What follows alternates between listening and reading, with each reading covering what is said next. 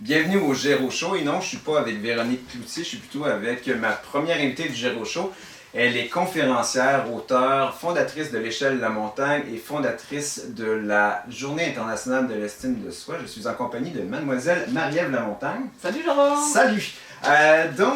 On t'a déjà entendu à la radio, on t'a déjà lu dans le Journal de Montréal, le Journal de Québec, notamment dans la chronique du journal de Louise Deschâtelet. Et tu as signé un texte qui m'a interpellé beaucoup, quand les femmes vivront d'estime de soi. Donc, toi, tu penses que de tous les fléaux qui touchent la société, un qui t'interpelle le plus, c'est le manque d'estime de soi chez les femmes. Pourquoi exactement?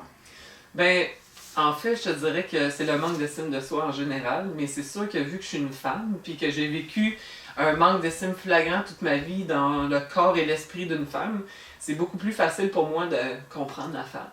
Mais j'en ai beaucoup autour de moi, donc j'ai vraiment envie d'aider à ce niveau-là parce que je pense que ça les touche peut-être un petit peu plus pour différentes raisons que les hommes ou qu'ils prennent ça peut-être un petit peu plus à cœur ou que ça les atteint peut-être aussi différemment.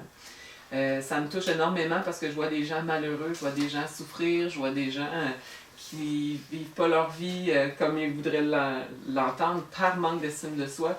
En fait, je vois tellement des gens qui donnent leur pouvoir à l'extérieur d'eux-mêmes puis qui deviennent un peu des victimes de leur propre vie. Ça m'interpelle beaucoup. Puis tout ça, c'est parce qu'on nous a appris un peu à croire qu'on valait rien ou qu'on valait pas assez pour réaliser notre propre vie puis qu'on dépend tout le temps des autres. Fait que, bref, c'est quelque chose qui m'anime depuis que j'ai pris ma vie en main en 2013. La vie m'a amené sur ces chemins-là. Parce que je pense que notre mission de vie est vraiment dans nos plus grosses blessures. Puis moi, le manque d'estime de soi, ça a vraiment été la plus grosse blessure de ma vie, c'est ça. Quels sont les symptômes du manque d'estime de soi? À quoi on peut reconnaître chez les autres, mais surtout sur soi-même, d'un manque d'estime de soi-même? Mais il y a tellement de choses. Le manque d'estime de soi, probablement, il y a plein de monde qui... On tombe souvent dans le sauveur, on va aider tout le monde, on se laisse passer en dernier, on n'est pas capable de prendre des décisions pour nous. On prend des décisions pour, par exemple, plaire aux autres. On prend des décisions, on essaye de correspondre à des images, par exemple, que la société nous renvoie. T'sais, on va consommer des choses pour se faire aimer, on va faire des choses pour se faire aimer, puis on va jamais, les gens qui ont un grand manque d'estime vont avoir peur de se positionner pour eux-mêmes parce qu'on a une espèce de pensée inconsciente qu'on va perdre quelque chose ou que c'est dangereux qu'on perde quelque chose, alors qu'à court, moyen, long terme, prendre position pour soi, pour qu'est-ce qu'on veut vraiment, on gagne vraiment beaucoup, mais on vit vraiment dans la peur, puis on nous a appris à penser de manière limitée. Puis dans cette pensée limitée-là, ben, on croit que seul, on peut pas créer notre vie à notre image. Il y a quelque chose qui m'a surpris de toi, je te connais quand même depuis un petit bout de temps, c'est que tu as l'air d'une...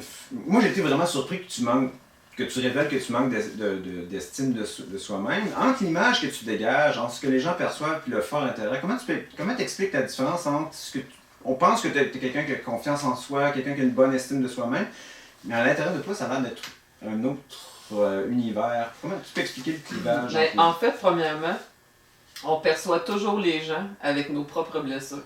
Les autres sont que notre miroir. Fait que les gens qui me perçoivent d'une manière, en fait, faut juste se ramener à soi, puis c'est pourquoi tu me perçois comme ça, tu sais.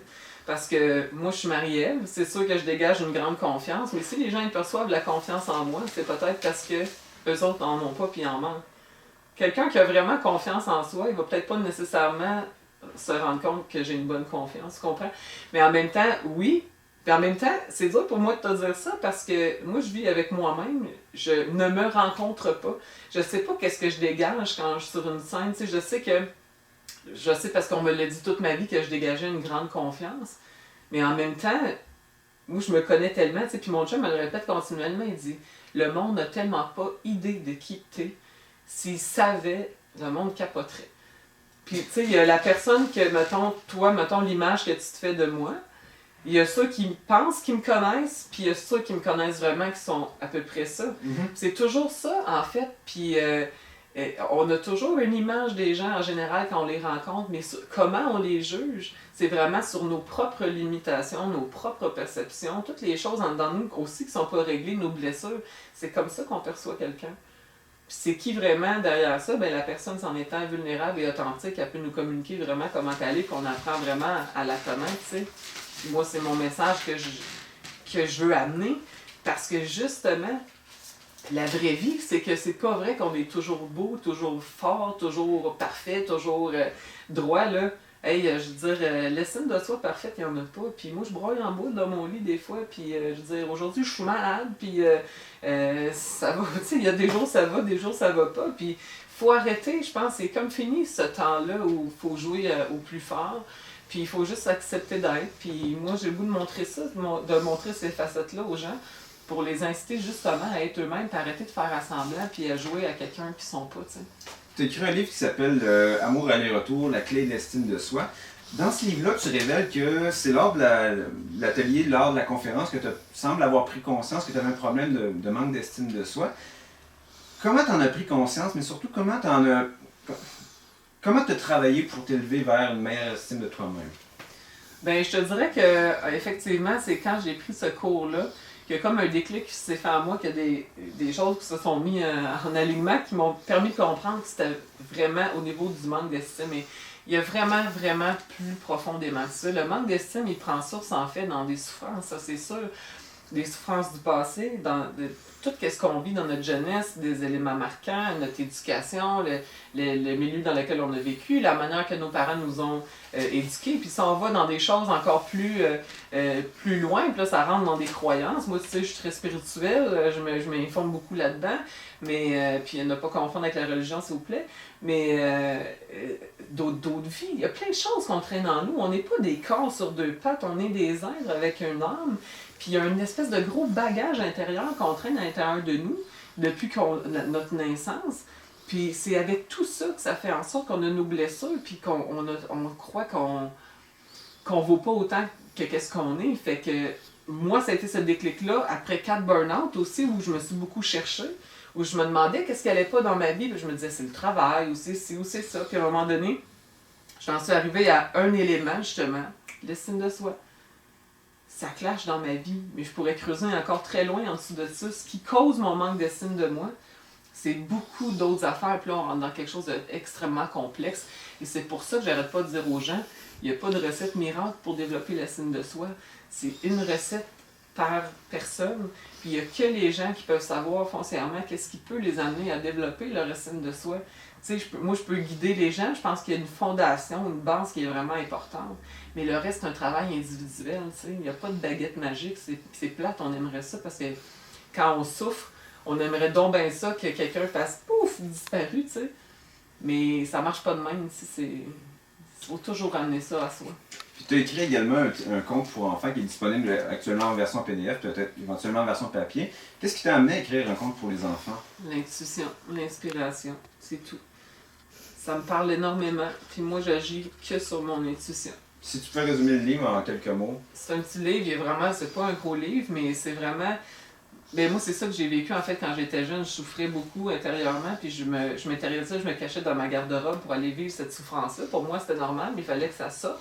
Mais je sais qu'il y a beaucoup d'enfants qui vivent des douleurs comme ça. Il y a des enfants il y a plein de choses qu'on pourrait aborder, mais ils pensent différents, ils pensent qu'ils sont pas normaux, alors qu'ils sont tout à fait normaux, ils sont juste uniques, puis il y a des caractéristiques qui arrivent avec ces enfants-là. Des fois, on les case dans des cases de TDA, TDAH, mais ils sont juste différents, puis ils rentrent pas dans le moule de la société. Puis moi, je veux les aider, ces petits-enfants-là, c'est important, c'est nos adultes de demain, puis ils savent pas, ils comprennent pas qu'est-ce que nous, comme adultes, on est capable d'aller... on est capable d'aller s'instruire, d'aller sur Internet. Eux autres, ils savent pas, ils sont pris là-dedans jusqu'à temps qu'ils soient autonomes, si tu veux. Puis je sais comment aller leur parler, je peux pas t'expliquer. Je sais quoi leur dire. Puis le livre, c'est une histoire, elle s'appelle Jade, la petite fille. Puis c'est Jade et les étoiles. Dans le fond, elle voit les étoiles, puis elle aimerait ça briller comme une étoile. Elle aimerait ça aller dans le ciel comme une étoile. Elle est pas bien sur la terre. Puis à un moment donné, il y a quelqu'un qui arrive pour lui faire comprendre qu'en fond, la lumière est tout en dedans d'elle, tu sais. Puis ça change sa perspective. Fait que... Marie-Ève, tu m'as pris un petit peu par surprise parmi les 1001 messages Facebook. À un moment donné, je vois passer sur ton fil Facebook que tu as créé la journée internationale, la journée de l'estime de soi, le 25 octobre. Ça m'a pris un petit peu par surprise. Au début, j'étais là, qu'est-ce qu'il y allait pour décider de créer une journée de l'estime de soi? Je me suis dit, c'est peut-être c'est sûrement une bonne idée. Qu'est-ce qui t'a amené à créer cette journée-là? J'aime ta question. Qui elle est? Ça doit challenger tellement du monde. Là. Puis en même temps, j'adore ça parce que je me dis, on s'en fout dessus. C'est ça. Qui crée quoi, puis pourquoi, c'est quoi, on s'en fout. Le but, c'est que ça aide du monde. Puis un matin, j'ai eu une intuition encore, puis j'ai simplement suivi mon intuition. Moi, j'ai décidé que comme il y en a qui créent une page Facebook, une compagnie, moi, j'allais faire une journée de l'estime de soi. Puis écoute, j'ai fait une page Facebook, on a envoyé ça dans un communiqué, puis je me suis dit, why not? Puis tu vois, il y a une super belle réception dans des médias en région au Québec. Je m'attendais pas vraiment à ça. Puis tu vois, il y a quelqu'un de la Belgique qui s'est manifesté. Geneviève là-bas qui a le goût pour la 2e édition de faire des ateliers là-bas. Écoute, là, je suis en train de faire une image. On y va graduellement, là, parce que tu me connais, tu sais que je suis capable de faire beaucoup de choses. Échelon par échelon. Échelon par échelon, voilà. Mais je me suis dit, pourquoi je fonderais pas ça? Le gars d'Apple, il a fondé Apple. Le gars... C'est que ça restera à petite échelle ou à grande échelle, c'est pas ça mon but. C'est vraiment, moi je dis, j'ai le goût de faire ça, de sensibiliser les gens à cette journée-là, à faire attention, à être attentifs les uns aux autres, puis à amener la compassion envers soi, envers les autres. Puis tu vois, regarde, c'est les médias eux-mêmes qui ont nommé la journée internationale, c'est pas moi qui ai dit ces mots-là. Puis c'est eux autres qui m'ont demandé de revenir, puis de... Fait que c'est parti sans même que je le veuille. Fait qu'à un moment donné, il faut là, enlever son ego, là, puis sa tête du chemin, là, puis laisser, quand je dis laisser votre intuition parler, puis suivez-la, c'est ça. C'est comme ça qu'on crée sa vie. Excellent. Tu as créé l'échelle de la montagne, qui est un outil pour équilibrer sa vie, ou je te dirais, mieux bâtir une bonne estime de soi-même. Si tu peux résumer en quelques grandes lignes, qu'est-ce que c'est l'échelle de la montagne? L'échelle de la montagne, en fait, pour moi, c'est un outil ou une échelle pour aller mesurer notre niveau de bien-être dans les différents aspects de notre vie. Il y a 7 couleurs. On va vous donner un petit challenge. Vous irez sur le site web, mon site web. marievlamontagne.ca. Puis, / l'échelle, vous allez voir, toutes les couleurs sont là. Pardon, c'est ma grippe. Il y a 7 couleurs qui sont liées avec les 7 différents aspects. Puis le but, c'est vraiment de ramener les gens eux-mêmes dans les différents aspects de leur vie. Quelles sont vos valeurs fondamentales qui relient tous ces aspects-là? Et qu'est-ce que vous voulez vraiment pour votre vie? Parce qu'il y a plein de gens qui avancent dans leur vie, puis j'étais une de celles-là, là, sans savoir où ils s'en vont, sans savoir ce qu'ils veulent. Puis je vais te donner un exemple. J'ai connu quelqu'un qui voulait un enfant impérativement dans sa vie. Elle ne pouvait pas penser, pas avoir d'enfant, c'était vital, ça la prenait en dedans d'elle. Puis elle continuait de fréquenter tout le temps des gars qui n'en voulaient pas nécessairement d'enfants. Pour moi, c'est un exemple que la personne n'a pas assez de respect pour elle-même. Inconsciemment, par son manque d'estime, elle croit qu'elle ne trouvera jamais la bonne personne. Tu comprends? Fait que c'est là qu'il faut avoir la force d'aller se positionner pour qu'est-ce que nous, on veut avec nos valeurs, puis venir ramener de l'équilibre dans ces couleurs-là, une échelle à la fois.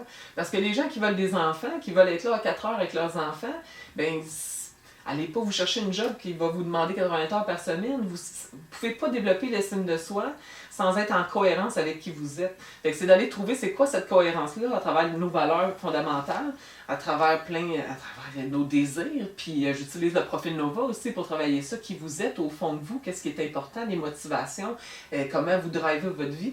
Puis à travers ça, ben, on arrive à ramener un petit peu d'équilibre. Puis plus que d'équilibre, plus que de la place pour aller travailler le bien-être. Ça s'installe, l'estime de soi, puis on s'en rend même pas compte. C'est quoi le principal bienfait que ça t'a apporté de bâtir une meilleure estime de toi-même? La paix. La paix, tout simplement? Oui, la paix. Puis si tu aurais une dernière phrase à léguer là, à l'humanité, ça serait quoi? Là? La dernière phrase que avant de partir, qu'est-ce que tu dirais? Prenez donc action pour vous-même. Les gens ont tellement peur d'aller regarder en dedans d'eux, leurs blessures, puis tout ça. On a peur, là, c'est terrifiant, je le sais, c'est vraiment terrifiant. Mais il faut juste comprendre que le but sur la Terre, c'est pas de faire le party, puis de virer de saut, puis de... Oui, on fait une expérience humaine, mais on oublie, c'est pas un but, c'est une expérience, justement, puis le but de l'expérience, c'est de trouver cette paix-là. D'être en paix avec soi, puis de trouver la paix à travers un certain équilibre, tu sais, puis le but même, c'est d'aller guérir toutes nos souffrances, une par une, par une, par une, par une, par une. Il n'y a pas d'autre but. Fait que si vous n'êtes pas là-dedans, vous êtes en train de passer à côté de quelque chose. Puis quel conseil que tu donnerais à une jeune fille là, qui se trouve pas nécessairement la plus belle, puis qui a une mauvaise image d'elle-même, quel conseil que tu donnerais? Ben c'est difficile parce que tout le monde est différent. Moi, il faut vraiment que je vois les gens puis je leur parle. Arrêtez d'écouter les autres, arrêtez de se fier au jugement des autres, puis ramener tout à soi. Ramener tout à soi. Toi, tu te sens-tu bien comme que t'es? si toi t'es bien, le reste, on s'en fout, là. Tu sais, c'est... Et je sais que c'est pas facile à faire, puis moi, il faut que j'aille creuser plus loin pour savoir qu'est-ce qui cause ça. Pour juste donner un conseil, tu sais. C'est parce qu'il y a un mécanisme en dessous qui cause cette pensée-là, puis c'est le mécanisme qu'il faut aller trouver. OK. Puis pour ceux qui ont, on a piqué la curiosité, qui aimeraient en savoir davantage sur le cheval de montagne, la journée de l'estime de soi, le profil Nova, comment on fait, Marie-Ève? La plug! Oui, j'aime ça, t'as mis du bling-bling en arrière de moi. La J'aime plug. ça, hein? Marievlamontagne.ca, c'est mon site. Et je m'excuse, d'habitude, je suis plus vive d'esprit que ça, mais je fais full de fièvre. Puis et puis, ma page Facebook, c'est Marie-Ève Lamontagne, porteuse d'estime de soi. À passer, y a-t-il d'autres choses, hein? Toi, tu sais, Premièrement, évidemment, le livre Amour, les retours. Il y a le livre Le Conte pour enfants qui est disponible. Dans la boutique, sur le site web aussi. Ça se trouve dans toutes les bonnes librairies, évidemment. Si vous voulez lire l'article de Marie-Ève dans le Journal de Montréal, le Journal de Québec, Quand les femmes vivront d'amour, d'estime de soi. Et vous pouvez trouver ça facilement sur Google. Et en terminant, écoutez, c'est pas le genre d'entrevue que vous allez voir à TVA parce que ça fait réfléchir les gens et vous consommez moins après ça. Donc, si vous voulez répondre au mouvement d'estime de soi, un petit clic j'aime, un petit clic je partage, changeons le monde, une vidéo et un estime de soi à la fin. Avec le Géro Show. Avec le Géro Show. Donc, merci beaucoup d'avoir écouté le Géro Show. Rappelez-vous, le plus important acteur du spectacle, c'est vous. Ah, au revoir. C'est bon ça. Bye bye.